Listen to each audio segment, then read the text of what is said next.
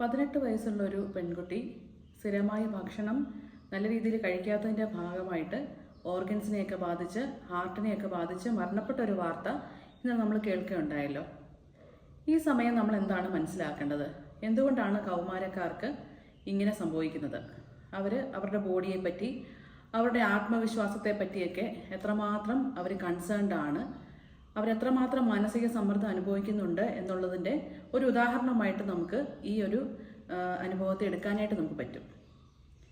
എന്താണ് anorexia nervosa എന്നുള്ളതാണ് നമ്മൾ ഈ ഘട്ടത്തിൽ മനസ്സിലാക്കേണ്ടത്. ഇത് വിശപ്പുണ്ടാകുന്നില്ല, കുട്ടിക്ക് ഒരുപാട് സമ്മർദ്ദം ഉണ്ടാകുന്നു. പക്ഷേ പലപ്പോഴും ഇത് മനസ്സിൻ്റെ സമ്മർദ്ദം കൊണ്ട് ഉണ്ടാകുന്നതാണെന്നുള്ളത് നമുക്ക് മനസ്സിലാക്കാൻ ബുദ്ധിമുട്ട് വരും. കാരണം വിശപ്പില്ലായ്മ കുട്ടിക്ക് വരുന്നു, അത് കുട്ടിക്ക് എന്തെങ്കിലും ശാരീരിക പ്രശ്നം ഉള്ളതുകൊണ്ടാകുമെന്നാവും ആദ്യമൊക്കെ എല്ലാവരും കരുതുക.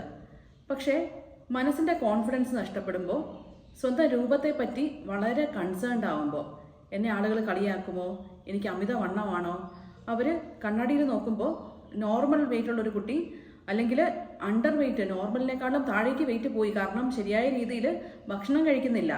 അപ്പോൾ അങ്ങനെയുള്ളൊരു കുട്ടിക്ക് തന്നെ തോന്നുകയാണ്, ഞാൻ വളരെ വണ്ണം വെച്ചിരിക്കുകയാണ്, ഞാൻ ഓവർ വെയിറ്റ് ആണ് എന്ന് തോന്നിപ്പോകുന്ന ഒരു തെറ്റായ ധാരണ മനസ്സിൽ വന്നു പോകുന്ന അവസ്ഥയാണ് അനോറക്സിയ നെർവോസ എന്ന് പറയുന്ന.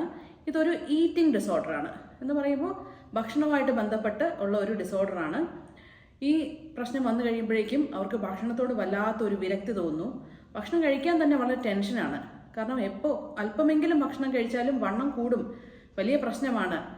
എല്ലാവരുടെയും മുമ്പിൽ ഒരു പൊണ്ണത്തടിയുള്ള ആളായിട്ട് ഞാൻ തോന്നും എന്നുള്ള തെറ്റായ ധാരണ. എന്നാൽ നോർമലിൽ നിന്നും വളരെ താഴെയുള്ള ബോഡി വെയിറ്റും വളരെ മാനസികവും ശാരീരികവുമായിട്ടുള്ള പ്രശ്നങ്ങൾ ഈ കുട്ടികൾ അനുഭവിക്കുന്നു എന്നുള്ളതുമാണ് നമുക്ക് മനസ്സിലാക്കാൻ സാധിക്കുന്നത്. അപ്പോൾ അനോറക്സിയ നെർവോസ പണ്ട് മുതലേ നമ്മൾ പഠിച്ചു വരുന്ന, ഞങ്ങൾ ബുക്കിലൊക്കെ പഠിക്കുമ്പോൾ ഉണ്ടായിരുന്ന ഒരു കാര്യമാണ്.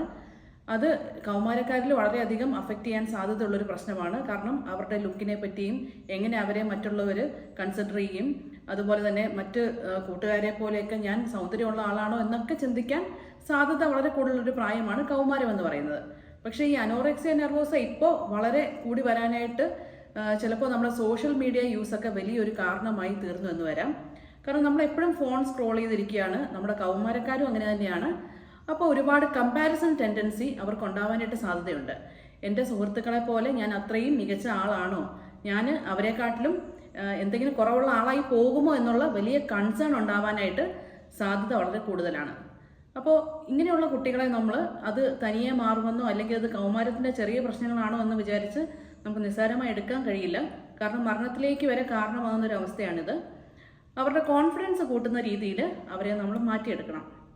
അതുപോലെ തന്നെ ഡയറ്റിങ്ങിനെ പറ്റിയും ബോഡി ഇമേജിനെ പറ്റിയൊക്കെയുള്ള കുറേ തെറ്റിദ്ധാരണകൾ അവർക്കുണ്ട്.